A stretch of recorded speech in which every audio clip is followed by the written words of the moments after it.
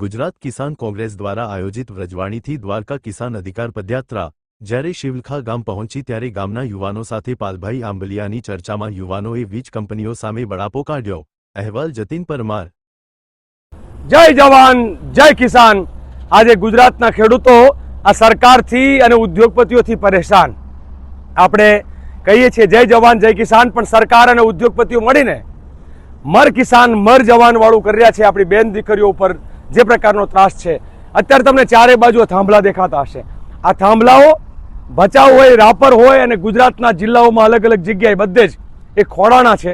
વિચાર તો કરો કે અત્યારે આ લડાઈના અંતે અનેક જગ્યાએ જ્યાં 30-35 લાખથી શરૂ કરીને 60 લાખ સુધીનું વળતર જે છે કંપની ચૂકવવા તૈયાર થઈ છે, ત્યારે આપણને એમ થાય કે કરો આટલે પહોંચાડ્યું, પણ જ્યારે રાપર અને ભચાઉમાં જઈને જોયું તો ખબર પડી કે અહીં ક્યાંક 85,000, ક્યાંક 45,000 અને જ્યાં તાર નીકળે ત્યાં કશું જ નહીં। કાલે સહી ગામમાં એક ખેડૂતને મળ્યા મારા ખેતરમાં કે 2 થાંભલા, કોઈ એમને વળતર નહીં। આખા ગુજરાતમાં 1.5 લાખ થાંભલા, 5.5 લાખ ખેતરો જ્યારે જવાના છે, ત્યારે મારી આપ સૌને વિનંતી છે કે આ સરકાર સામે, ઉદ્યોગપતિઓ સામે, આ રાક્ષસી થાંભલાઓ જે છે એને સામે લડવા માટે થઈને આપ સૌ તૈયાર થાઓ। 30 તારીખે આવતીકાલ સવારે દરેક તાલુકામાં, દરેક જિલ્લામાં જ્યાં તમારી તાકાત છે ત્યાં તમે ચક્કા જામ કરીને બતાવો।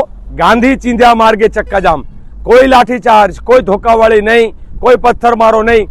ગાંધી ચિંધ્યા માર્ગે તમે રસ્તા ઉપર બેસો, ટ્રેક્ટરો લઈને બેસો અને કહો કે અમે આ ગુજરાતના ખેડૂતોને આ સરકાર અને ઉદ્યોગપતિઓ દ્વારા લૂંટવા નહીં દઈએ। આ લૂંટ સામેની લડાઈમાં આવતીકાલે સવારે 30 તારીખે ચક્કાજામનો જે કાર્યક્રમો છે એ કહ્યું છે ને કે 30 જૂન ચક્કાજામ ચક્કાજામ ચક્કાજામ। આપ સૌને આ ચક્કાજામ માટે અને સાથે સાથે તાલુકામાં જઈને આવેદનપત્ર આપવા માટે પણ હું આપ સૌને આહવાન કરું છું। ધન્યવાદ। જય હિન્દ। ધરતી સે ક્યા નાતા હૈ, ધરતી હમારી માતા હૈ।